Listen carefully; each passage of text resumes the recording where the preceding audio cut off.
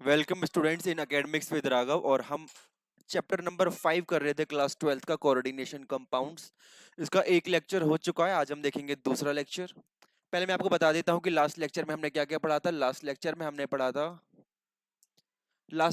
पढ़ा था Werner theory के बारे में, और पढ़ा था हमने डबल सॉल्ट के बारे में। उसके अलावा हमने देखे थे कोऑर्डिनेशन पॉलीहेड्रॉन और देखा था आईयूपीएसी नेमिंग। ठीक है, मैं बता देता हूँ आज के लेक्चर में हम क्या क्या पढ़ने वाले हैं। तो आज के लेक्चर में हम पढ़ेंगे दो थ्योरीज, एक तो है वैलेंस बॉन्ड थ्योरी और दूसरी है क्रिस्टल फील्ड थ्योरी। अच्छा, ये दोनों थ्योरीज हैं, इन पे ही पूरा चैप्टर डिपेंड है। ज्यादातर क्वेश्चन जो वो इसी पार्ट से आते हैं। आईयूपीएसी नेमिंग का ज्यादा से ज्यादा आपका 1 मार्क या 2 मार्क का क्वेश्चन आ जाएगा। ठीक है, लेकिन इनसे आपके डेफिनेटली अगर आपके 8 मार्क का बोर्ड में आता है तो 6 से 7 मार्क्स का आपका यहाँ से आएगा। नीट के लिए भी ये बहुत इंपॉर्टेंट है। बीइंग अ मेडिकल स्टूडेंट मैं आपको बता रहा हूँ कि नीट में इससे सीधे क्वेश्चंस पूछे जाते हैं।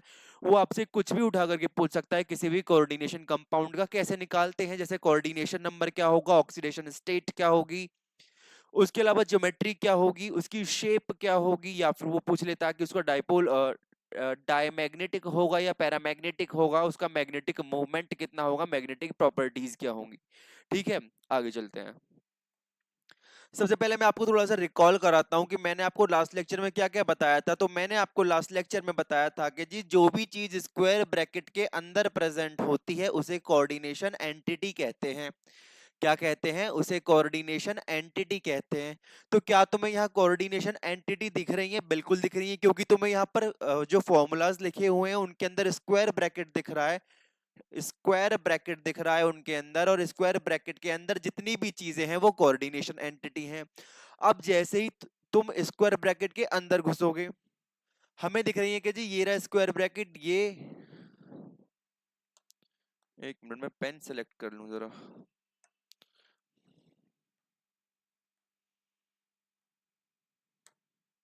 ठीक है, हमें दिख रहा है जी ये रहा हमारा स्क्वायर ब्रैकेट। तो इस स्क्वायर ब्रैकेट के जो अंदर चीजें हैं वो क्या हैं? वो कोऑर्डिनेशन एंटिटी हैं। क्या है? कोऑर्डिनेशन एंटिटी है। ठीक है, तुम्हें यहां भी पता है कि स्क्वायर ब्रैकेट ये रहा स्क्वायर ब्रैकेट, और इसके अंदर जितनी भी चीजें हैं वो क्या हैं? वो हमारी कोऑर्डिनेशन एंटिटी हैं। कोऑर्डिनेशन एंटिटी, मैं इन्हें शॉर्ट फॉर्म में सीई लिख देता हूं, और ये रहा हमारा सीई यानी कोऑर्डिनेशन एंटिटी। और यहाँ पे भी हमारा ये रहा सीई। अब तुम्हें पता होना चाहिए कि हमारी जो कोऑर्डिनेशन एंटिटी होती है उसके अंदर क्या क्या प्रेजेंट होता है, यानी स्क्वायर ब्रैकेट के अंदर क्या क्या प्रेजेंट होता है। जैसे ही आप स्क्वायर ब्रैकेट के अंदर जाएंगे, जैसे ही आप स्क्वायर ब्रैकेट के अंदर जाएंगे, तो सबसे पहले आपको प्रेजेंट, या सबसे पहले जो आपको मिलेगा, सबसे पहले जो आपको प्रेजेंस मिलेगी वो मिलेगी सेंट्रल मेटल एटम की, या फिर सेंट्रल मेटल आयन की। तो इसमें सेंट्रल मेटल एटम क्या है? यहाँ पर सेंट्रल मेटल एटम है प्लेटिनम, यहाँ पर है कोबाल्ट। सबसे पहले जैसे ही आप स्क्वायर ब्रैकेट के अंदर घुसे, सबसे पहले जो आपको मिला वो सेंट्रल मेटल एटम होगा। यहाँ पर क्या है? क्रोमियम। और यहाँ पर क्या है? यहाँ पर भी क्रोमियम है, सेंट्रल मेटल एटम। ठीक है, आपको ये भी पता था। फिर आपको मैंने बताया था कि स्क्वायर ब्रैकेट के अंदर और क्या मिलेगा। स्क्वायर ब्रैकेट के अंदर आपको सेंट्रल मेटल एटम के साथ लिंक्ड मिलेगा। क्या लिंक मिलेगा? तो वो होंगे हमारे लीगेंड्स। तो यहाँ पे हमारे लीगेंड्स ये रहे, ये हमारे लीगेंड्स हैं।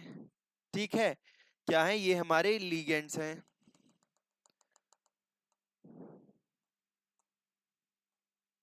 तो सेंट्रल मेटल एटम के अलावा जो भी चीजें आपको मिलेंगी स्क्वायर ब्रैकेट के अंदर वो लीगेंड होंगे। ठीक है, फिर मैंने आपको बताया था कि लीगेंड डाइडेंटेट होगा, बाइडेंटेट होगा, यूनिडेंटेट होगा, या एम्बीडेंटेट होगा, या फिर पॉलीडेंटेट होगा। तो यहाँ पर हमें कोई कंडीशन है कि हमें यूनिडेंटेट लिगेंड मिलने? बिल्कुल, हमारा वाटर यूनिडेंटेट लिगेंड है, वाटर दोनों में यूनिडेंटेट है। लेकिन यहाँ पर ऑक्जेलेटो भी है, और ऑक्जेलेटो कैसा है? ऑक्जेलेटो डाइडेंटेट लिगेंड है। कैसा है? डाइडेंटेट लिगेंड, यानी बाइडेंटेट लिगेंड, मतलब एक ऑक्सलेट का जो आयन है वो 2 इलेक्ट्रॉन पेयर्स देता है। तो यहाँ पर 2 मॉलिक्यूल हैं ऑक्सलेट के, 2 आयन हैं, तो कितने इलेक्ट्रॉन पेयर देंगे? 4 इलेक्ट्रॉन पेयर। और उसी से हम निकाल लेंगे क्या? उसी से हम निकाल लेंगे कोऑर्डिनेशन नंबर, कि जितने हमारा central metal ion electron pair receive कर रहा है वही इसका कोऑर्डिनेशन नंबर होता है। तो 2 किए उसने वाटर से, एक वाटर से एक, दो वाटर हैं तो दो किए उसने किससे, एक्वा से, और C2O4 से एक से दो किए, क्योंकि यहाँ पर कितने हैं, दो हैं। तो एक C2O4 से दो इलेक्ट्रॉन पेयर लेगा, तो दो से चार लेगा, चार पांच छह, तो कितना हो जाएगा, दो पानी से लिए, चार लिए C2O4 से, कितने हो गए, 6। तो इसका कोऑर्डिनेशन नंबर हो गया 6। यही तो बताया था मैंने आपको। ठीक है, आगे चलते हैं। यहाँ पे देखो जी, यहाँ पर कैसा, क्या ये डाइडेंटेट लिगेंड है, बिल्कुल डाइडेंटेट लिगेंड है। क्या है ये है ईएन, इथेन 1,2 डायमीन। और इथेन, ईएन का जो एक ईएन का जो एक मॉलिक्यूल, एक आयन होता है, वो दो इलेक्ट्रॉन पेयर्स देता है। कितने ईएन है, तीन, कर दो, 2 × 3, दैट इज 6। तो इसका भी कोऑर्डिनेशन नंबर कितना होगा, इसका भी कोऑर्डिनेशन नंबर 6 होगा। तो इस सेंट्रल मेटल एटम का भी कोऑर्डिनेशन नंबर कितना होगा, 6 होगा। अब देख लो जी, इधर इधर देखो कि वाटर, वाटर आपको पता है यूनिडेंटेट लिगेंड होता है। क्योंकि वाटर आपका यूनिडेंटेट लिगेंड है, तो एक वाटर एक इलेक्ट्रॉन पेयर देगा, छह वाटर छह इलेक्ट्रॉन पेयर देंगे, तो आपका जो कोऑर्डिनेशन नंबर है वो सीधा सीधा 6 आ जाएगा। ठीक है, यहाँ पर देखो प्लेटिनम Cl2, ये क्या है, ये यूनिडेंटेट है, तो दो लोन पेयर तो ये मिल गए। एक Cl से एक लोन पेयर, दो Cl से दो लोन पेयर, एक En से दो मिलता है। अभी हमने लास्ट में देखा था कहीं, एक En से दो मिलता है, तो दो En है तो कितने हो जाएगा, 2 × 2। ये En के लोन पेयर हो गए तो कितने हो जाएंगे, 6। तो इसका कोऑर्डिनेशन नंबर कितना आ जाएगा, कोऑर्डिनेशन नंबर आ जाएगा 6। तो आपको ये पता होना चाहिए कि कोऑर्डिनेशन नंबर कैसे आता है। ठीक है, ओके, आगे चलते हैं। अब क्या आपको ये पता है कि ऑर्बिटल्स में कैसे चीजें ऑक्युपाई करते हैं, कैसे ये इलेक्ट्रॉन्स कौन से ऑर्बिटल में देते हैं, वो हम इस लेक्चर्स में देखेंगे, इस लेक्चर में आगे देखेंगे। ठीक है, फिर आपको इस लेक्चर में आगे जाने से पहले मैं थोड़ी सी चीज और बता देता हूँ। ये हमारी 3D सीरीज है। तुम पीरियोडिक टेबल पढ़ते हो ना, जिसमें डी ब्लॉक एलिमेंट होते हैं, तो डी ब्लॉक एलिमेंट की जो पहली सीरीज है, जो ऊपर वाली पहली लाइन है, भाई यही तो पीरियोडिक टेबल होती है। पीरियोडिक टेबल यही तो होती है हमारी, इस तरीके से। ठीक है, तो ये जो होते हैं बीच में, यही तो डी ब्लॉक एलिमेंट होते हैं। क्या होते हैं, डी ब्लॉक एलिमेंट। तो यहाँ पे जो पहली रो है इस बॉक्स के अंदर, जो ये वाली रो है, इसे कहते हैं 3D सीरीज। क्या कहते हैं, 3D सीरीज, उसी को मैंने यहाँ पे बता रखा है। उसके अंदर कितने एलिमेंट्स आते हैं, कितने मेटल्स आते हैं, 10 मेटल आते हैं। कौन कौन से हैं, स्कैंडियम, टाइटेनियम, वेनेडियम, क्रोमियम है, मैग्नीज है, आयरन है, कोबाल्ट, निकल, कॉपर और जिंक। इनके एटॉमिक नंबर तुम्हें पता होने चाहिए। कितने हैं, 21 से 21 से शुरू होकर के 30 पे खत्म हो जाते हैं। और इनका इलेक्ट्रॉनिक कॉन्फ़िगरेशन तुम्हें पता होना चाहिए आउटर मोस्ट शेल का। क्योंकि जब तुम वैलेंस बॉन्ड थ्योरी या फिर क्रिस्टल फील्ड थ्योरी से क्वेश्चंस करोगे, जब तुम ऑक्सीडेशन नंबर, कोऑर्डिनेशन नंबर, तुम ज्योमेट्री, शेप, इन सब चीजों की बात करोगे, तो वहां पर इलेक्ट्रॉनिक कॉन्फ़िगरेशन का बहुत ही इंपॉर्टेंट रोल होता है। ठीक है, अब तुम कहोगे जी इसकी 3D, इसकी आउटर मोस्ट सब शेल या आउटर मोस्ट शेल जो होगी वो 4 होगी, उसकी सब शेल 4s होगी और इधर 3D होगी। और ये क्या है, ये आपको आउटर मोस्ट जो दो सब शेल हैं 3D और 4s, इनके अंदर टोटल नंबर ऑफ इलेक्ट्रॉन ये आने चाहिए। कितने, स्कैंडियम के अंदर 3, टाइटेनियम के अंदर 4, वेनेडियम के अंदर 5, और ऐसे ही ये आगे बढ़ते चले जाएंगे। ठीक है, ये बड़ा इंपॉर्टेंट है, ये आपको पता होना चाहिए। आगे चलते हैं, अब हम बात करते हैं वैलेंस बॉन्ड थ्योरी की। जी वैलेंस बॉन्ड थ्योरी क्या कहती है। तो सबसे पहले ये कहती है कि central metal atom uses N-1 D NsP Np orbitals and NsNp and N-NsNpN Nd। यहाँ पे Ns और आएगा। ठीक है, NsNp और Nd ऑर्बिटल्स। तो हमारा जो सेंट्रल मेटल एटम है वो कौन कौन सी ऑर्बिटल्स यूज कर सकता है अपने, तो वो कौन कौन सी ऑर्बिटल यूज कर सकता है, वो यूज कर सकता है अपना N-1D, वो यूज कर सकता है अपना Ns, वो यूज कर सकता है अपना Np, या फिर वो यूज कर सकता है अपना Ns, Np और Nd। तो वो इन ऑर्बिटल्स को यूज कर सकता है, वो इन ऑर्बिटल्स को यूज कर सकता है। ठीक है, आगे चलते हैं। होगा क्या, ligand will donate lone pair to the vacant orbitals of central metal atom. तो ये मैं आपको शुरू से बताता रहा हूँ कि लिगेंड जो होता है वो इलेक्ट्रॉन डोनर होता है, तो इलेक्ट्रॉन डोनेट करेगा तो सेंट्रल मेटल एटम के कहाँ जाएगा, वैकेंट ऑर्बिटल में जाएगा। कहाँ जाएगा, सेंट्रल मेटल एटम के वो वैकेंट ऑर्बिटल में जाएगा। ठीक है, उसके बाद it is usually possible to predict geometry, कि हम अगर इन सब चीजों का हमें पता है तो हम ज्योमेट्री निकाल सकते हैं, वो हम अभी आगे क्वेश्चंस में देखेंगे।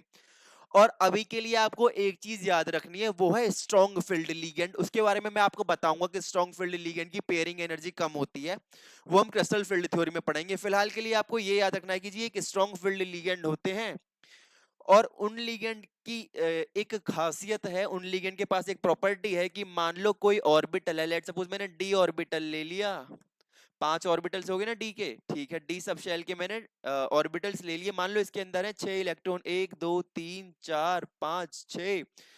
अगर स्ट्रॉन्ग फील्ड लिगेंड, मान लो ये सेंट्रल मेटल एटम की डी सब शेल है, डी ऑर्बिटल्स हैं और 6 इलेक्ट्रॉन ऐसे हैं, और अगर गलती से ये जो स्ट्रॉन्ग फील्ड लिगेंड के एग्जांपल दे रखे इनमें से कोई लिगेंड का काम करता है, तो ये लिगेंड इन इलेक्ट्रॉन्स को धक्का देंगे और कहेंगे कि जाओ आगे वाली शेल में जाकर के एडजस्ट करो।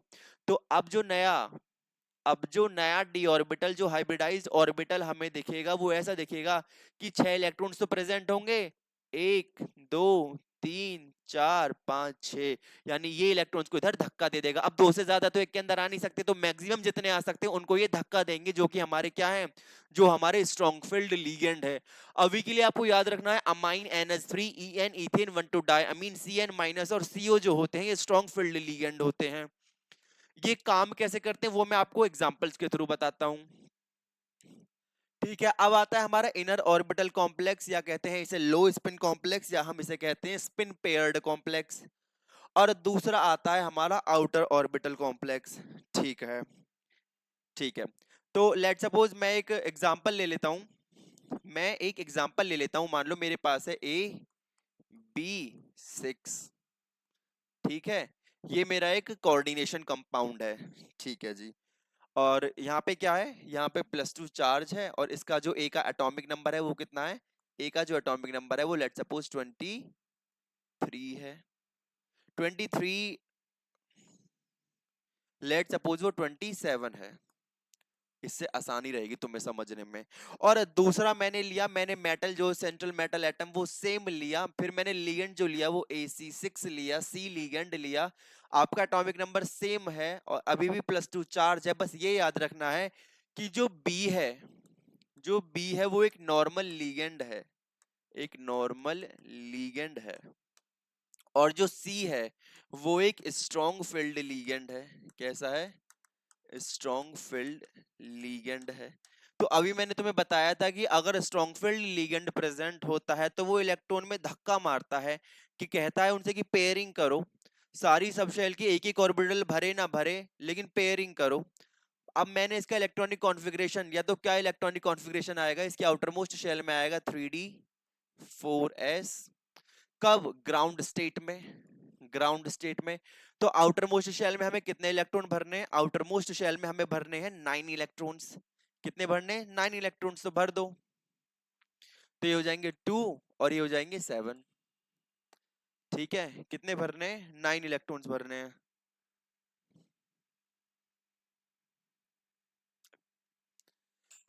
ठीक है, अभी मैंने आपको इलेक्ट्रॉनिक कॉन्फ़िगरेशन बताया था पीछे, कि जब 9 इलेक्ट्रॉन भरते हैं तो 3D के अंदर 7 आते हैं, 4S के अंदर 2 इलेक्ट्रॉन्स आते हैं। वही मैंने यहाँ पे लगा दिया है। अब मैं आपको ऑर्बिटल के थ्रू समझाता हूँ।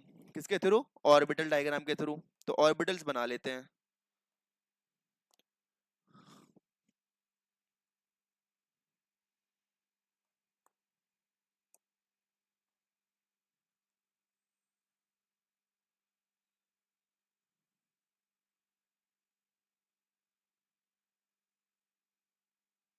ठीक है, 3D हो गए और एक 4S का ऑर्बिटल हो गया। ठीक है, अब एक और बना लेते हैं एक साथ ही, मैं तुम्हें बता दूंगा इनर स्पिन और आउटर स्पिन कॉम्प्लेक्स।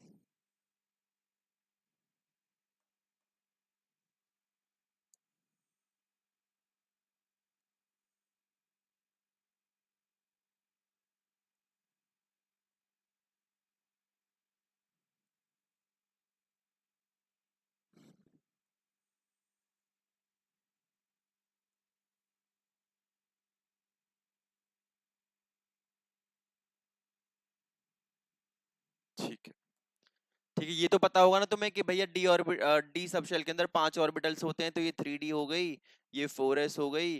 तो ग्राउंड स्टेट में क्या है, ग्राउंड स्टेट में उसकी डी सब शेल के अंदर 7 इलेक्ट्रॉन है और s के अंदर 2 इलेक्ट्रॉन है, भर दो s के अंदर 2 इलेक्ट्रॉन हो गए ये। 3d के अंदर 7 इलेक्ट्रॉन, 1 2 3 4 5 6 और 7, ठीक है। अब ये मेरा कैसा, ये नॉर्मल लीगेंड है, तो इस लीगेंड के बस में कुछ नहीं है, इस लीगेंड के बस की कुछ नहीं है। अब इस लीगेंड का जो वर्क है वो बाद में आएगा, पहले आएगा कि जी इस ये कैसा है, ये दोनों ही न्यूट्रल लीगेंड है, मैंने क्या मान लिया, न्यूट्रल लीगेंड है। ठीक है। तो क्या होगा कि इसकी जो ऑक्सीडेशन स्टेट है वो +2, एक ही ऑक्सीडेशन स्टेट है, तो 2 इलेक्ट्रॉन निकल जाएंगे, तो इन दोनों इलेक्ट्रॉन्स को निकाल दो, इनको मैंने निकाल दिया, तो ये ऑर्बिटल जो है 4s 3d 4s इस केस में कैसा हो गया, ब्लैंक हो गया, वैकेंट ऑर्बिटल हो गया, और हमारे आगे इलेक्ट्रॉन्स आ जाएंगे कितने, 7, 1 2 3 4 5 6 7। ठीक है। अब ये नॉर्मल लीगेंड है, वीक फील्ड लीगेंड है, अगर कोई स्ट्रॉन्ग फील्ड लीगेंड नहीं है तो वो वीक फील्ड ही माना जाएगा। तो इसमें इतनी पावर नहीं है, बी के अंदर इतनी पावर नहीं है कि वो इन इलेक्ट्रॉन से कहे कि उधर की तरफ चलो, कि वो इनसे कहे कि उधर की तरफ, इधर की तरफ चलो, पेयरिंग करो, मुझे यहाँ पे जगह दो, नहीं, वो बेचारा जो से अवेलेबल है उसी के अंदर जाके बैठ जाएगा, क्योंकि उसका कोऑर्डिनेशन नंबर 6 है। क्योंकि उसका कोऑर्डिनेशन नंबर 6 है तो उसे किसकी जरूरत पड़ेगी, तो उसे और ऑर्बिटल्स की जरूरत पड़ेगी। तो वो ऑर्बिटल्स कहां से आएंगे, वो ऑर्बिटल्स आएंगे आपके जो आगे वाली सब शेल के ऑर्बिटल्स होंगे, यानी 4s यूज करेगा, ये 4p यूज करेगा, 4p के ऑर्बिटल्स यूज करेगा, और 4d के ऑर्बिटल्स यूज करेगा। किसके यूज करेगा, 4d के ऑर्बिटल्स। ठीक है, करा दो यूज। 4s यूज करेगा, ये 4p यूज करेगा, और ये 4d यूज करेगा। 4s के अंदर कितना, तो एक, मान लो एक बी, मतलब हमारा जो एक बी लीगेंड है वो एक लोन पेयर देता है, ये लो लोन, ये दो हमारे क्या हो गए, ये 2 इलेक्ट्रॉन्स हो गए, तो एक इलेक्ट्रॉन का लोन पेयर दे रहा है, तो कितने इलेक्ट्रॉन के लोन पेयर हैं, 6, भर दो, एक आ गया इसके अंदर, दूसरा लोन पेयर इसके अंदर, तीसरा इसके अंदर, चौथा इसके अंदर, पांचवा इसके अंदर, और छठवा इसके अंदर। तो ओवरऑल, ओवरऑल जो लिगेंड ने ऑर्बिटल यूज की वो कौन से किए, 4s किया, 4p के 3 ऑर्बिटल्स किए, और d के 2 ऑर्बिटल्स यूज किए, तो इसकी हाइब्रिडाइजेशन कितनी आ जाएगी, इसकी हाइब्रिडाइजेशन आ जाएगी, s यूज किया है, ठीक है, p यूज किया है, ठीक है, कितने p हैं, 3p हैं, sp3 कितने d हैं, d स्क्वायर, तो क्या आ जाएगी हाइब्रिडाइजेशन, sp3d स्क्वायर। समझ में आया भाई, इतना समझ में आया कि sp3d स्क्वायर उसकी हाइब्रिडाइजेशन आ जाएगी। ठीक है। अब आप एक चीज यहाँ पर देखोगे, यहाँ पर स्पिन बन रही है ज्यादा या कम, स्पिन का मतलब समझते हो कि एक तरफ मुंह उठा करके जो एरो खड़ा है ऑर्बिटल्स के अंदर, तो यहाँ ज्यादा बन रही है कम, यहाँ बन रही है या नहीं बन रही है, तो बन रही है ना, कितनी बन रही है, 1 2 3, तो इसे क्या कहेंगे, इसे कहेंगे हाई स्पिन कॉम्प्लेक्स, कैसा कहेंगे, इसे कहेंगे हम हाई हाई स्पिन कॉम्प्लेक्स। ये कॉम्प्लेक्स कंपाउंड कैसा है, हाई स्पिन है। फिर उसके बाद हमारे लिगेंड ने कौन से ऑर्बिटल यूज किए हैं, आउटर ऑर्बिटल, वही वो यूज तो उसे ये करने चाहिए थे अगर वो स्ट्रॉन्ग फील्ड होता तो 3d, लेकिन यूज किए आउटर ऑर्बिटल, तो उसे कहते हैं आउटर ऑर्बिटल कॉम्प्लेक्स। क्या कहते हैं, आउटर ऑर्बिटल कॉम्प्लेक्स। स्पिन हमारी कैसी है, जो सेंट्रल मेटल एटम है उसकी कैसी, फ्री, तो इसको कहते हैं free spin complex, free spin complex, क्या कहते हैं, इसे कहते हैं फ्री स्पिन कॉम्प्लेक्स। तो ये चीजें तुम्हें समझ में आई, मैंने तुम्हें जो बताया है कि तुम्हें हाइब्रिडाइजेशन निकालनी समझ में आ गई, तुम्हें कोऑर्डिनेशन नंबर निकालना समझ में आ गया, तुम्हें ऑक्सीडेशन नंबर निकालना समझ में आ गया। ठीक है, ओके। अब दूसरी कंडीशन देखो, दूसरी कंडीशन में क्या है, दूसरी कंडीशन में हमारे पास है स्ट्रॉन्ग फील्ड लीगेंड, यहाँ पे था हमारे पास वीक फील्ड लीगेंड। तो ये जो पहले मैंने आपको पूरी स्टोरी बताई, ये जो मैंने आपको पूरी स्टोरी बताई है ना, ये ये किसकी है, ये हमारी वीकफील्ड लीगेंड की है। किसकी है, ये वीकफील्ड लीगेंड की है। अब मैं आपको बताता हूँ स्ट्रॉन्ग फील्ड लीगेंड की। तो स्ट्रॉन्ग फील्ड लीगेंड क्या करेगा, इन इलेक्ट्रॉन्स को धक्का मारेगा, भाई चार्ज तो अभी भी उस पे +2 है, तो इधर को धक्का मारेगा, 2 इलेक्ट्रॉन निकल के वैकेंट ऑर्बिटल से ये बचे इलेक्ट्रॉन को धक्का मारेगा। तो ये कैसे, अब 7 हमें फिल करने हैं, तो ये जाएगा 1 2 3 4 5 6 7 ये हो जाएगा। तो अब जो हमारा ये वाला लिगेंड है, ये इसके इनर ऑर्बिटल का जो इसके इनर ऑर्बिटल इसका जो इनर सबशेल पेनल्टीमेट सबशेल है उसके ऑर्बिटल को भी यूज कर सकता है। तो हम इसे कहते हैं इनर ऑर्बिटल कॉम्प्लेक्स इसे कहेंगे। और इसे क्या कहेंगे, इसमें हमारी स्पिन के पेयर ज्यादा बन रहे हैं तो हम इसे कहेंगे पेयर्ड स्पिन पेयर्ड कॉम्प्लेक्स कहेंगे। और क्या दिख रहा है तुम्हें, इसमें हमें दिख रहा है कि इनर ऑर्बिटल हो गया, स्पिन पेयर्ड हो गया, और स्पिन कम बन रही है यार, ज्यादा बन रही है, कम स्पिन, एक एरो ऊपर की तरफ जो खड़ा है वो कम है। तो कैसा बनेगा, ये बनेगा हमारा लो स्पिन कॉम्प्लेक्स। कैसा कॉम्प्लेक्स बनेगा, लो स्पिन कॉम्प्लेक्स। ठीक है, तो ये बताते हैं हम इनर ऑर्बिटल कॉम्प्लेक्स क्या होते हैं, लो स्पिन कॉम्प्लेक्स क्या होते हैं, और स्पिन पेयर्ड कॉम्प्लेक्स क्या होते हैं।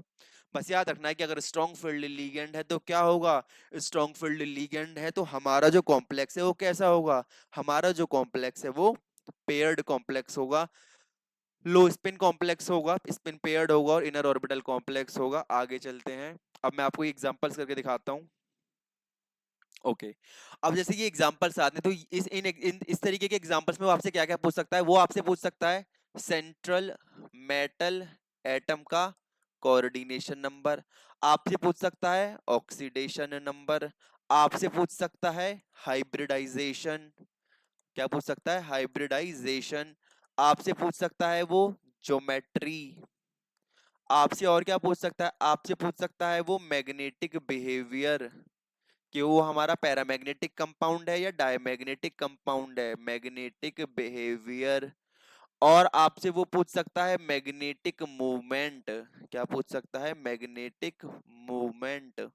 ठीक है, और आपसे क्या पूछ सकता है, यहाँ पे वो आपसे पूछ सकता है कि हमारा जो कॉम्प्लेक्स बन रहा है वो इनर ऑर्बिटल कॉम्प्लेक्स है या फिर वो आउटर ऑर्बिटल कॉम्प्लेक्स है, कि हमारा जो कॉम्प्लेक्स बन रहा है वो इनर ऑर्बिटल कॉम्प्लेक्स है या आउटर ऑर्बिटल कॉम्प्लेक्स है। तो ये जो चार क्वेश्चंस दे रखे हैं ना, वो हर क्वेश्चन का ये पूछ सकता है आपसे कि कोऑर्डिनेशन नंबर बता दो, ऑक्सीडेशन नंबर बता दो, हाइब्रिडाइजेशन बता दो, geometry, magnetic behaviour, magnetic movement, और आउटर ऑर्बिटल है या ये हमारा इनर ऑर्बिटल कॉम्प्लेक्स है।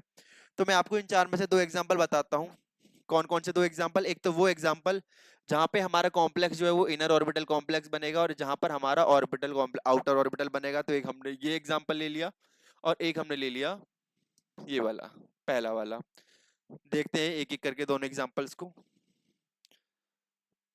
पहला है NiCN4 2-, क्या है, पहला एग्जाम्पल जो है वो कह रहा है कि जी हमारे पास जो कॉम्प्लेक्स कंपाउंड गिवन है वो है निकिल CN4, और यहाँ पर है जी 2-।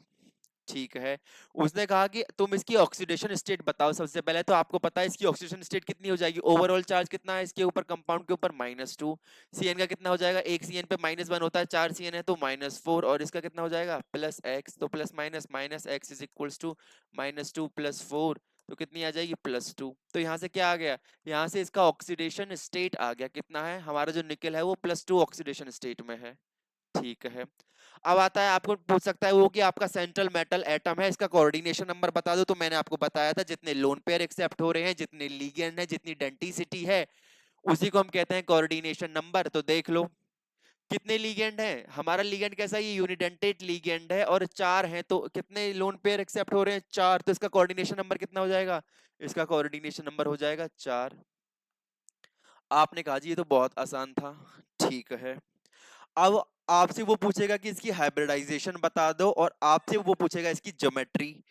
तो हाइब्रिडाइजेशन बताने के लिए आपको बनाने पड़ेंगे कॉम्प्लेक्स के ऑर्बिटल्स। तो निकिल निकिल का एटॉमिक नंबर कितना होता है, तो निकिल का एटॉमिक नंबर होता है 28। कितना होता है 28, ये याद रखना फिंगर टिप्स पर कि निकिल का एटॉमिक नंबर आप ऐसे याद करना कि साइंस टाइचर विनीता कुमारी मैडम फी को नहीं छूना जनाब। तो ये 21 से स्टार्ट है और नीचे 30 तक आते हैं, जिंक 30 हो जाता है। ठीक है, तो 28 हो गया। अब मैं इसके आउटर मोस्ट इलेक्ट्रॉनिक कॉन्फ़िगरेशन यानी ग्राउंड स्टेट में जो इसका इलेक्ट्रॉनिक कॉन्फ़िगरेशन है वो है 3d और 4s। कितने आने हैं, इसके अंदर आ जाएंगे 2 और इसके अंदर आ जाएंगे 8। ठीक है, लेकिन क्या है इसके ऊपर कितना चार्ज है, इसका कितना ऑक्सीडेशन स्टेट है, +2 चार्ज आ रहा है, मतलब वो 2 इलेक्ट्रॉन दे चुका है हाइब्रिडाइज स्टेट में आते हुए। कॉम्प्लेक्स बनाते वक्त तो 2 इलेक्ट्रॉन मैंने यहां से निकाल दिए। तो अब क्या हो जाएगा, ये हो जाएगा 3d8 और 4s0। मैंने इनके ऑर्बिटल्स बनाए, बना लो। मैंने इनके ऑर्बिटल्स बनाए 1 2 3 4। तो एक तो हमारे पास ये है 4s का वैकेंट ऑर्बिटल, और यहाँ पे 3d के अंदर 8 इलेक्ट्रॉन्स आने, कितने आने, 8 भर दो, 1 2 3 4 5 6 7 8। लेकिन ये कैसा है, Cn तो स्ट्रॉन्ग फील्ड लिगेंड है, मैंने आपको बताया था। तो ये इस इलेक्ट्रॉन को धक्का मारेगा कि तू अगले ऑर्बिटल में जाकर उसके साथ पेयरिंग कर, और मुझे ये वाला जो है वो ऑर्बिटल वैकेंट कर मेरे लिए। तो कर दिया उसने, धक्का मारा, तो क्या होगा, अब नया जो हाइब्रिडाइज्ड ऑर्बिटल बनेगा वो कुछ ऐसा बनेगा,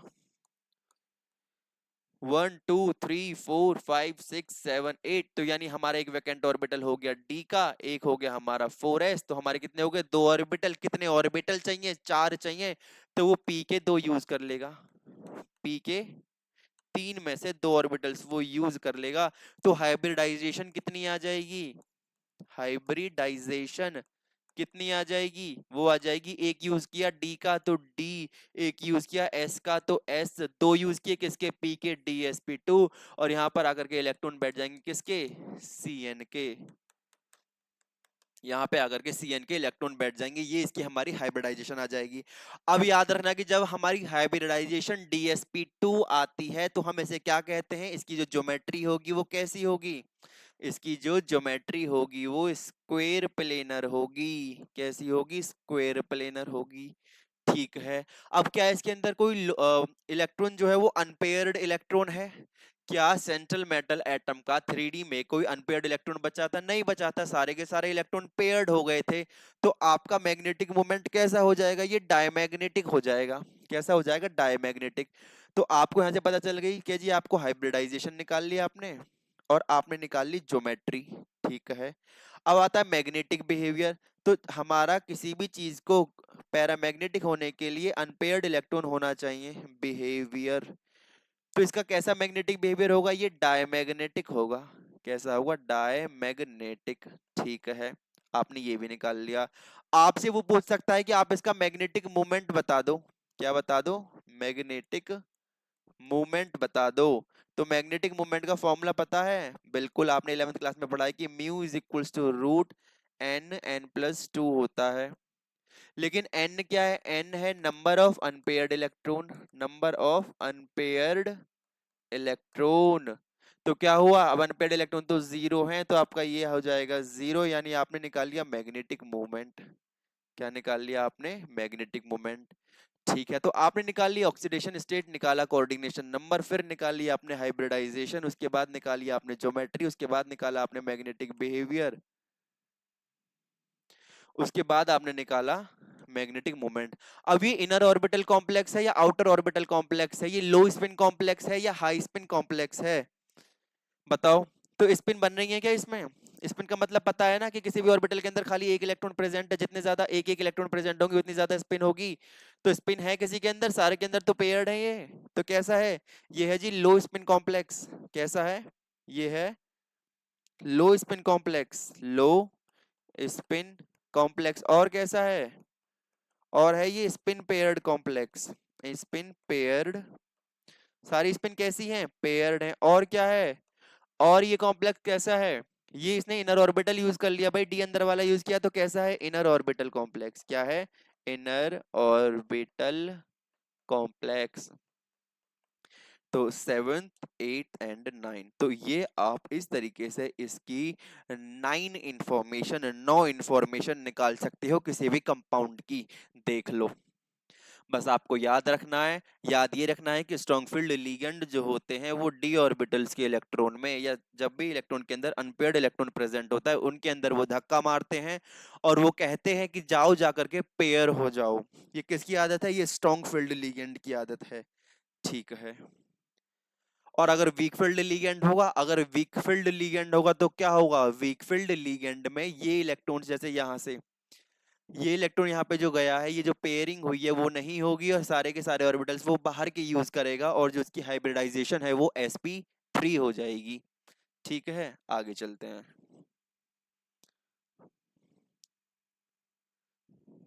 फिर हमारी लिमिटेशंस आती हैं किसकी। अच्छा, इसका एक क्वेश्चन और बता दूं मैं आपको, जिसमें वीक फील्ड लिगेंड की हम बात कर लेंगे तो थोड़ा ना क्लियर हो जाएंगी आपको चीजें।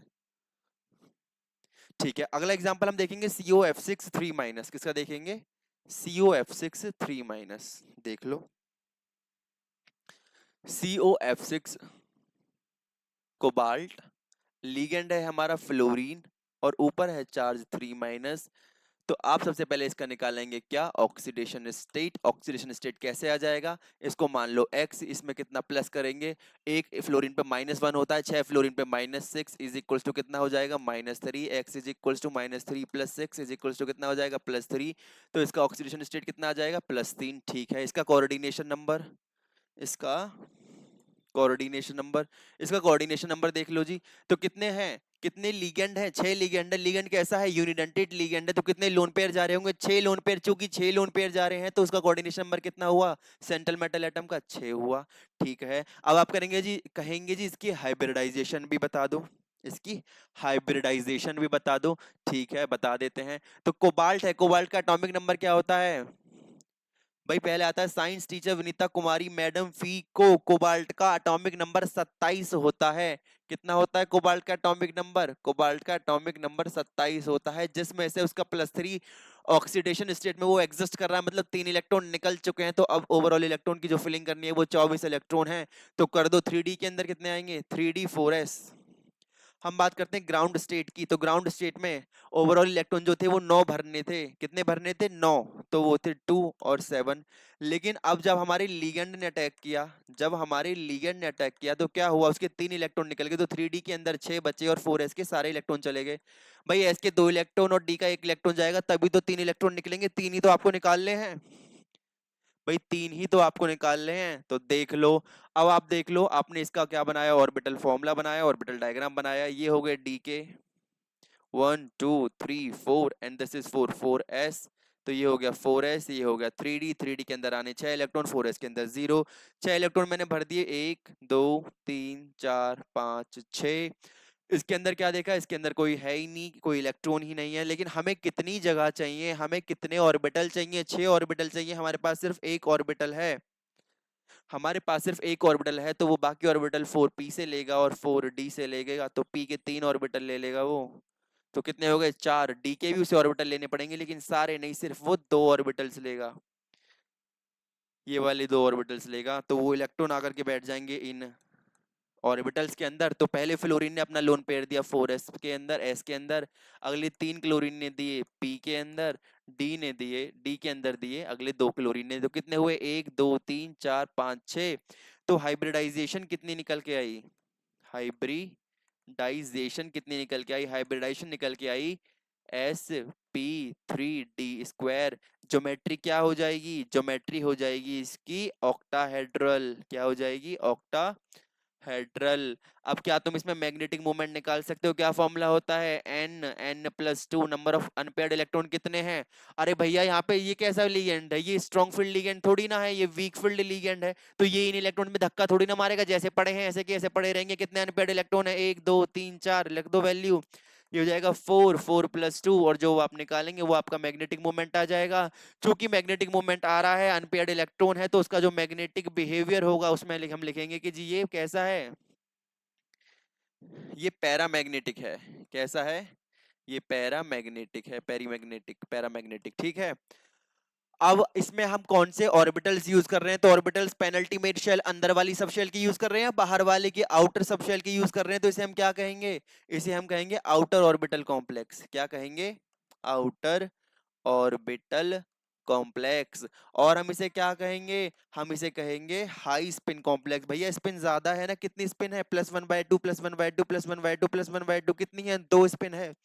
तो इसे कहेंगे हाई स्पिन कॉम्प्लेक्स। ये हमारा कॉम्प्लेक्स भी कैसा हो जाएगा? High spin. तो आपने यहाँ से मैग्नेटिक बिहेवियर निकाल लिया, आपने बताया आउटर ऑर्बिटल कॉम्प्लेक्स है, हाई स्पिन कॉम्प्लेक्स है। हाइब्रिडाइजेशन आपने निकाल लिया, आपने ज्योमेट्री निकाल ली, आपने मैग्नेटिक मूवमेंट निकाल लिया। आपको यहाँ पे पता चला ऑक्सीडेशन नंबर और आपको पता चला यहाँ पर कोऑर्डिनेशन नंबर। तो इस तरीके से वो आपसे कुछ भी पूछ सकता है। इस तरीके का क्वेश्चन देके पूछ पता आपने उसने आपसे क्या पूछ लिया, उसने आपसे यही पूछ लिया कि हाई स्पिन कॉम्प्लेक्स है कि लो स्पिन कॉम्प्लेक्स है, उसने आपसे हाइब्रिडाइजेशन ही पूछ लिया, उसने आपसे मैग्नेटिक मोमेंट ही पूछ लिया। तो एक क्वेश्चन मतलब एक फॉर्मूला पे वो इतने सारे क्वेश्चन आपसे पूछ सकता है, एक फॉर्मूला पे वो आपसे इतने सारे क्वेश्चंस पूछ सकता है। ठीक है, आगे चलते हैं। फिर हम बात करते हैं लिमिटेशंस की, कि देखो हर चीज की लिमिटेशंस होती हैं, कहते हैं ना लिमिट में रहा कर। तो वैलेंस बॉन्ड थ्योरी की भी लिमिटेशंस है। पहली लिमिटेशन ये है कि इसके अंदर नंबर ऑफ अजम्पशंस हैं। क्या है? नंबर ऑफ अजम्पशंस है। दूसरी है it does not give quantitative interpretation of magnetic data, ये मैग्नेटिक डाटा का क्वांटिटेटिव इंटरप्रिटेशन नहीं देता है। मतलब बता तो देगा आपको पैरामैग्नेटिक या डायमैग्नेटिक, लेकिन ये नहीं बताएगा कि उसका मैग्नेटिक मोमेंट कितना है। मैंने जो आपको भी मैग्नेटिक मोमेंट बताया है वो वैलेंस बॉन्ड थ्योरी के अकॉर्डिंग नहीं है, वो चैप्टर नंबर 2 के अंदर हम पढ़ते हैं, structure of atom, class 11th के अंदर, उसके अकॉर्डिंग मैंने आपको बताया था। फिर it does not distinguish weak and strong field ligand, ये वीक फील्ड लिगेंड और स्ट्रॉन्ग फील्ड लिगेंड के बीच डिस्टिंग्विश नहीं करता। डिस्टिंग्विश कौन करता है? डिस्टिंग्विश करती है क्रिस्टल फील्ड थ्योरी, जो हम अभी आगे पढ़ेंगे। It does not make exact prediction regarding to the tetrahedral versus square planar structure of four coordinate complexes। मतलब मान लो मेरी हाइब्रिडाइजेशन कोऑर्डिनेशन नंबर 4 आ रहा है, तो इसकी दो पॉसिबिलिटी होती हैं, एक होती है sp3 और एक होती है dsp2। तो इस केस में हम इसकी शेप जो बनाते हैं वो टेट्राहेड्रल बताते हैं या बनाते हैं, और इसकी स्क्वायर प्लेनर प्लेनर बनाते हैं। तो वैलेंस बॉन्ड थ्योरी के अंदर इस चीज का भी एक्सप्लेनेशन नहीं है कि ऐसा क्यों है कि जब चार कोऑर्डिनेट के अंदर हमें ज्योमेट्री बनानी होती है तो हम एक बार टेट्राहेड्रल और एक बार स्क्वायर प्लेनर क्यों बनाते हैं। ठीक है, अब बात करते हैं हम किसकी? क्रिस्टल फील्ड थ्योरी की। अब आती है हमारी क्रिस्टल फील्ड थ्योरी। तो देखो क्रिस्टल फील्ड थ्योरी कहती क्या है, क्रिस्टल फील्ड थ्योरी कहती क्या है वो देखते हैं। तो सबसे पहले crystal field theory is an electrostatic model which considers the metal ligand bond to be ionic, कि जी मेटल और लिगेंड बॉन्ड जो है वो आयनिक है और उनके बीच में इलेक्ट्रोस्टैटिक फोर्स ऑफ अट्रैक्शन होती है। क्या होती है? इलेक्ट्रोस्टैटिक फोर्स ऑफ अट्रैक्शन होती है। वो हमेशा कंसीडर करता है कि लिगेंड जो होगा, जो लिगेंड होगा वो किसकी तरह बिहेव करेगा। तो लिगेंड हमारा, लीगेंड हमारे हमने पढ़े थे, लीगेंड हमारे दो तरीके के आयंस जो है बिहेव कर सकते हैं, एक तो हमारे कौन? एनायंस, और एक न्यूट्रल मॉलिक्यूल्स। अगर एनायंस लीगेंड दे रखा है फॉर्मूला में तो हम उसे मानेंगे पॉइंट चार्ज, और अगर हमें न्यूट्रल मॉलिक्यूल दे रखा है तो हम मानेंगे उसे डाइपोल, और डाइपोल का जो नेगेटिव चार्ज है वो जाकर के अटैच होगा मेटल, पॉजिटिव मेटल से। ठीक है, अब आपको एक चीज याद रखनी है कि डी ऑर्बिटल्स के लिए एक वर्ड यूज होता है डीजेनरेट ऑर्बिटल, जो हम क्लास 12th के अंदर क्लास 11th के स्ट्रक्चर ऑफ एटम के अंदर पढ़ते हैं कि जो डी ऑर्बिटल्स होते हैं जब वो अपनी ग्राउंड स्टेट में होते हैं तो उनकी सारे ऑर्बिटल्स की एनर्जी, यानी ऑर्बिटल नंबर 1 2 3 4 5, इन पांचों ऑर्बिटल की एनर्जी बराबर होती है, और जब इनकी एनर्जी बराबर होती है तो इन्हें हम कहते हैं डीजेनरेट ऑर्बिटल्स। क्या कहते हैं? इन्हें हम कहते हैं डीजेनरेट ऑर्बिटल्स। ठीक है, आगे चलते हैं। फिर हम बात करते हैं कि आपकी एनसीईआरटी में दे रखा है कि this degeneracy is maintained if spherical symmetrical field of negative charge surrounds. मतलब इनकी जो ये इनकी जो सिमेट्रिकल एनर्जी है, इनकी जो एनर्जी सेम सेम है, वो मेंटेन केवल तभी रहेगी जब आपकी मेटल की ओर जो चार्ज आ रहा है, नेगेटिव चार्ज, वो स्फेरिकल हो और सिमेट्रिकल हो। लेकिन जैसे ही लिगेंड आया, डाइपोलर आया, यानी न्यूट्रल लिगेंड आया या पॉइंट चार्ज आया, ये टूट जाते हैं, ये डी ऑर्बिटल्स टूट जाते हैं, कुछ की एनर्जी बढ़ जाती है और कुछ की एनर्जी घट जाती है। इसी को क्रिस्टल फील्ड स्प्लिटिंग थ्योरी कहते हैं। क्या कहते हैं? इसी को क्रिस्टल फील्ड थ्योरी कहते हैं। तो इसने हमें बताया कि जी आपको एक चीज याद रखनी है कि लिगेंड आपका अगर एनायन है, लिगेंड अगर आपका एनायन है तो हम उसे कंसिडर करेंगे कि जी वो पॉइंट चार्ज है। और लिगेंड अगर आपका न्यूट्रल मॉलिक्यूल है, लिगेंड अगर आपका न्यूट्रल मॉलिक्यूल है तो हम कंसिडर करेंगे उसको डाइपोलर मॉलिक्यूल की तरह। किसकी तरह? डाइपोलर मॉलिक्यूल, यानी जिसके अंदर दो पोल होंगे और उसका भी जो नेगेटिव पोल होगा, उसका भी जो नेगेटिव पोल होगा वो मेटल से, वो पॉजिटिव मेटल से जाकर के अटैच होगा। किससे अटैच होगा? वो पॉजिटिव मेटल से जाकर के अटैच होगा। आगे चलते हैं। अब आप क्रिस्टल फील्ड थ्योरी को मैं आपको बता देता हूं। तो मैंने आपको बताया था कि डी ऑर्बिटल यानी फ्री आयन, यानी जब हमारा मेटल ग्राउंड स्टेट में है, जब उसके उसके जो डी ऑर्बिटल्स हैं, पेनल्टीमेट शेल की जो डी ऑर्बिटल्स हैं, उनकी सारों की एनर्जी सेम होती है। ये ऑर्बिटल्स के नाम है d x y x z, z y z square और d x square minus y square. तो एनर्जी सेम होती है, और जब एनर्जी सेम होती है तो उनको हम कहते हैं कि ये ऑर्बिटल्स हमारे डीजेनरेट ऑर्बिटल्स हैं। कैसे ऑर्बिटल्स हैं? ये जो ऑर्बिटल्स हैं हमारे, ये डीजेनरेट ऑर्बिटल्स हैं। ठीक है, आगे चलते हैं। हाँ, उसके बाद आपको याद रखना है कि अभी मैंने आपको बताया था कि इन ऑर्बिटल्स की जो डीजेनरेसी है उसको कैसे मेंटेन कर सकते हैं, कि हमारे हमारे मेटल की ओर चारों ओर एक सिमेट्रिकल और स्फेरिकल, हमारे मेटल के चारों ओर एक सिमेट्रिकल और spherical field I negative charges का तो डीजेनरेसी मेंटेन रहती है। अगर मान लो इनके चारों ओर एक नेगेटिव फील्ड आया, स्फेरिकल और सिमेट्रिकल, तो सारे ही ऑर्बिटल्स की एनर्जी बढ़ जाएगी, सारे ही ऑर्बिटल्स की एनर्जी बढ़ जाएगी। ठीक है, ऐसा नहीं है एक की बढ़ेगी, सारे ही ऑर्बिटल्स की एनर्जी बढ़ जाएगी, लेकिन अभी भी उनकी एनर्जी कैसी है? बराबर रहेगी। ठीक है, आगे चलते हैं। अब हम बात करते हैं crystal field splitting in octahedral coordination entities की। ऑक्टाहेड्रल कोऑर्डिनेशन एंटिटीज में जो क्रिस्टल फील्ड एनर्जी होती है, ये आपके डी ऑर्बिटल्स हो गए। क्या है ये? डी ऑर्बिटल्स है। देख लो 5 ऑर्बिटल्स है ना, 1 2 3 4 5, ये ग्राउंड स्टेट में सारों की एनर्जी बराबर है। तो ये डी ऑर्बिटल्स कैसे हैं? ये डीजेनरेट ऑर्बिटल्स हैं, ये डीजेनरेट ऑर्बिटल्स हैं। अब मैंने क्या किया कि मान लो इनके पास क्या आया, इनके चारों ओर एक सिमेट्रिकल स्फेरिकल नेगेटिव चार्जेस का, सिमेट्रिकल स्फेरिकल नेगेटिव चार्जेस का क्रिस्टल फील्ड आया, तो सारों की ही पांचों के पांच ऑर्बिटल्स की एनर्जी बढ़ गई। उस एनर्जी को, या उस एनर्जी को हम क्या कहते हैं? उस एनर्जी को हम कहते हैं डेल्टा नॉट। क्या कहते हैं? Delta not. जो एनर्जी सेपरेशन हुआ इसकी और इसकी एनर्जी के बीच में, जो सेपरेशन है, उसे कहते हैं डेल्टा नॉट।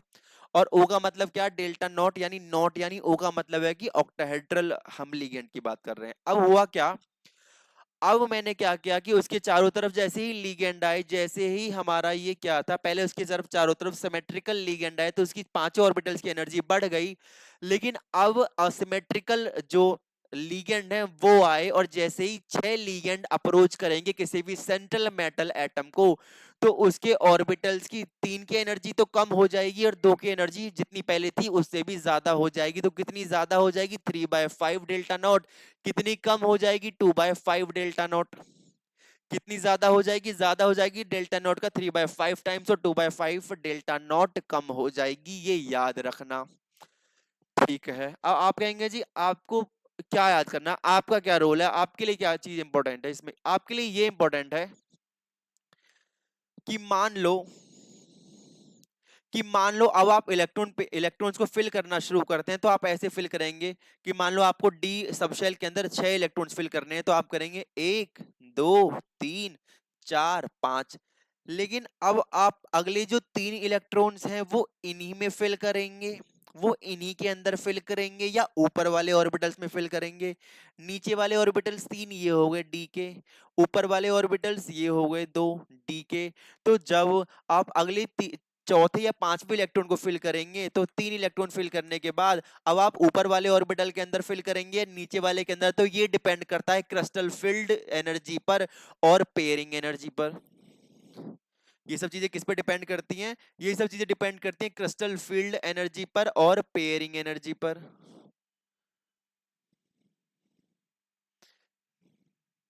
ठीक है, अब क्रिस्टल फील्ड एनर्जी समझो। ये क्रिस्टल फील्ड एनर्जी है। मान लो अगर इन दो ऑर्बिटल्स के बीच में एनर्जी कम है, यानी इनकी पेयरिंग एनर्जी ज्यादा है, मतलब एक लेमन लैंग्वेज में मैं आपको बताता हूं कि मान लो एनर्जी ऐसे ऊपर की तरफ बढ़ रही है, और आपके 2 ऑर्बिटल्स यहां पर हैं और आपके 3 ऑर्बिटल्स यहां पर हैं, 1 2 3। ठीक है, अब आपकी पहली कंडीशन ये है कि आपकी जो क्रिस्टल फील्ड एनर्जी है वो ज्यादा है पेयरिंग एनर्जी से, और आपको 4 इलेक्ट्रॉन भरने हैं। केस ए के अंदर आपको 4 इलेक्ट्रॉन भरने हैं इस डी ऑर्बिटल के अंदर, और दूसरे केस के अंदर भी 4 इलेक्ट्रॉन भरने हैं। तो केस नंबर 1 के अंदर क्या कंडीशन है? केस नंबर 1 की कंडीशन है कि आपकी क्रिस्टल फील्ड एनर्जी ज्यादा है, इनके बीच में सेपरेशन ज्यादा है, इनके बीच में सेपरेशन ज्यादा है। तो आपको पता है 3 इलेक्ट्रॉन तो आपने ऐसे भर दिए, 1 2 3। ठीक है।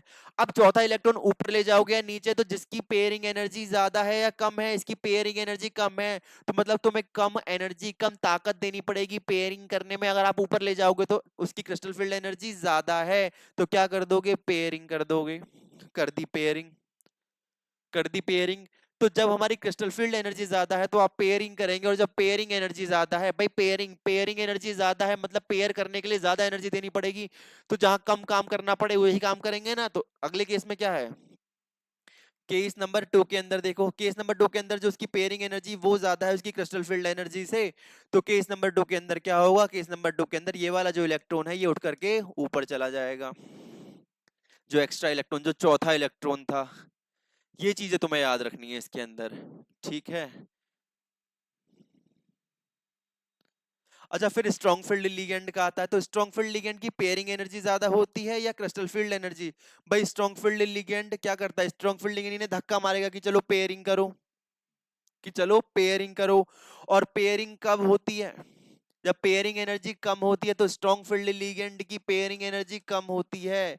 स्ट्रॉन्ग फील्ड लिगेंड की पेयरिंग एनर्जी कम होती है, और पेयरिंग एनर्जी ज्यादा होती है वीक फील्ड लिगेंड की। स्ट्रॉन्ग फील्ड लिगेंड की पेयरिंग एनर्जी कम है, मतलब कम एनर्जी देनी पड़ेगी, तो स्ट्रॉन्ग फील्ड लिगेंड आराम से पेयरिंग करा लेगा, इसलिए तो स्ट्रॉन्ग फील्ड लिगेंड पेयरिंग करा रहा था। फिर ये आती है आपकी स्पेक्ट्रोकेमिकल सीरीज। क्या आती है, ये आती है आपकी स्पेक्ट्रोकेमिकल सीरीज, बहुत ही इंपॉर्टेंट सीरीज है ये। ये जो आपको वो दे रखा है ना, एक ऑर्डर जो दे रखा है, बहुत इंपॉर्टेंट ऑर्डर है।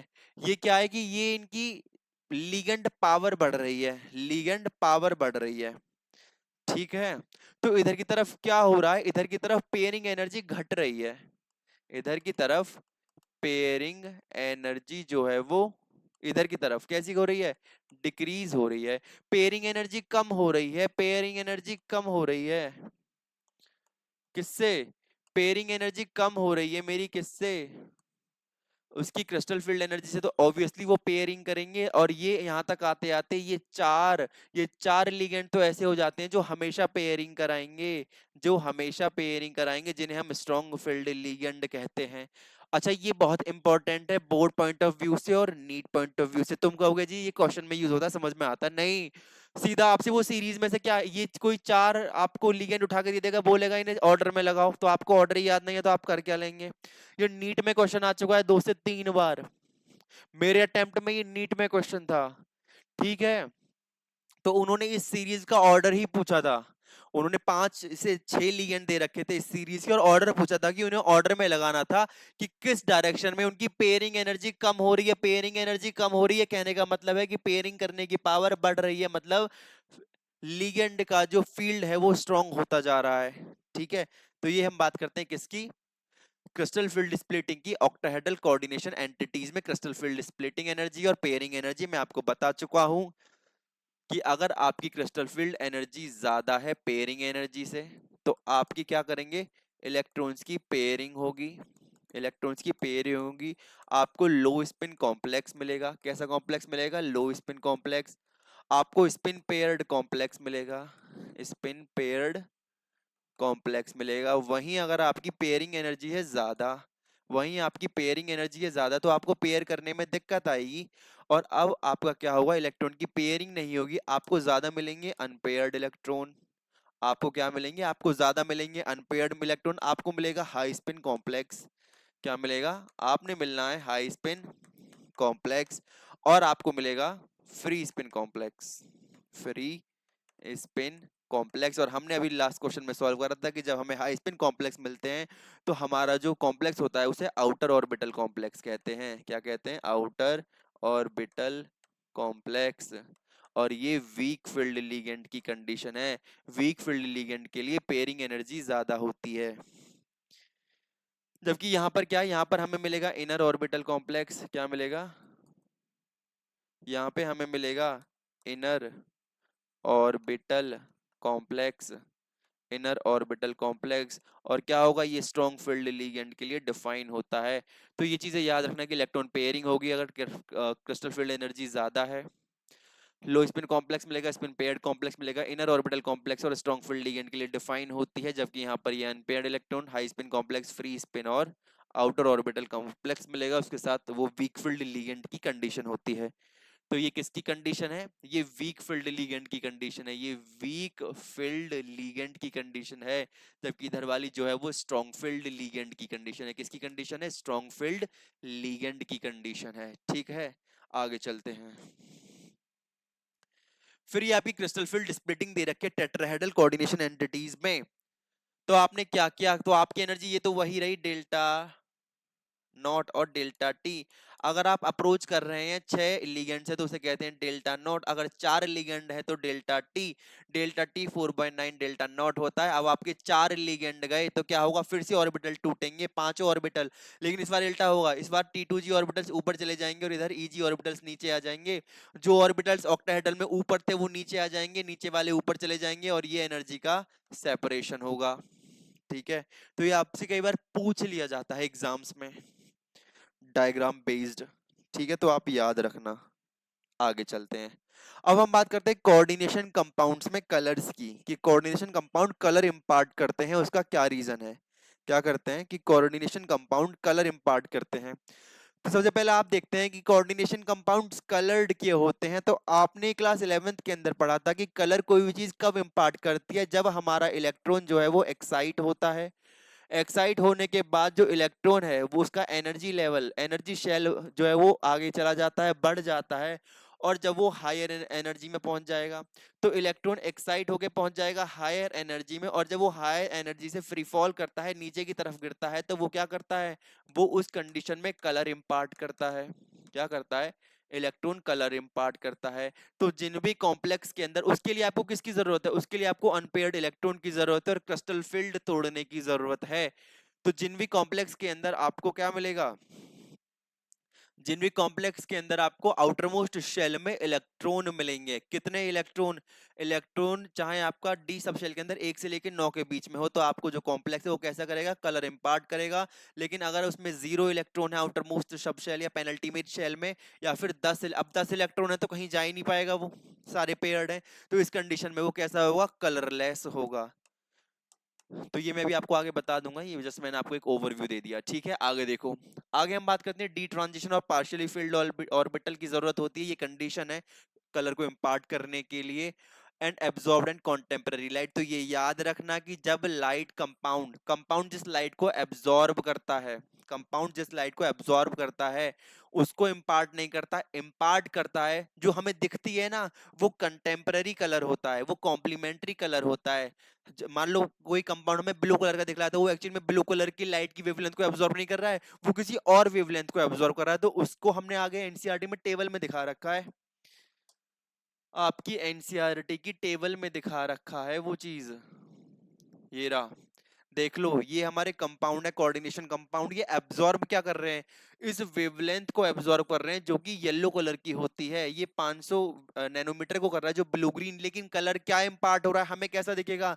येलो वाला हमें वॉयलेट दिखेगा, ब्लू ग्रीन वाला रेड दिखेगा, ब्लू वाला yellow orange, ultraviolet pale yellow जो कि विजिबल रीजन में नहीं आता है, जो रेड है वो ब्लू, और रेड ग्रीन हमें वॉयलेट दिखेगा। ये इंपॉर्टेंट है बोर्ड के पॉइंट ऑफ व्यू से, आपसे वो पूछ सकता है। एटलीस्ट आपको सारे याद ना हो तो जो एनसीईआरटी में दे रखे हैं वो तो याद ही रखना। ठीक है, हाँ, तो मैं आपको क्या बता रहा था? मैं आपको बता रहा था कंडीशंस, मैं आपको बता रहा था कंडीशन इंपार्ट करने की। क्या करने की? कलर इंपार्ट करने की क्या कंडीशन होती है कोऑर्डिनेशन कंपाउंड की। तो होना कुछ नहीं है, मान लो यूवी रेज गिरी, मान लो यूवी रेज गिरी एक इलेक्ट्रॉन के ऊपर, और वो इलेक्ट्रॉन एक्साइट होकर के चला गया किसमें? हायर सेल में, हायर सब शेल या हायर शेल में जाने के बाद फिर वो इलेक्ट्रॉन क्या करेगा? नीचे आते वक्त एनर्जी रेडिएट करेगा, और जब वो ऊपर गया तो उसने एनर्जी को एब्जॉर्ब किया। ठीक है, और जब नीचे आया तो जब नीचे आते वक्त वो जब उस वेवलेंथ को, एनर्जी को रिलीज करता है, तो वो कलर इंपार्ट करता है। Colour imparts when comes to.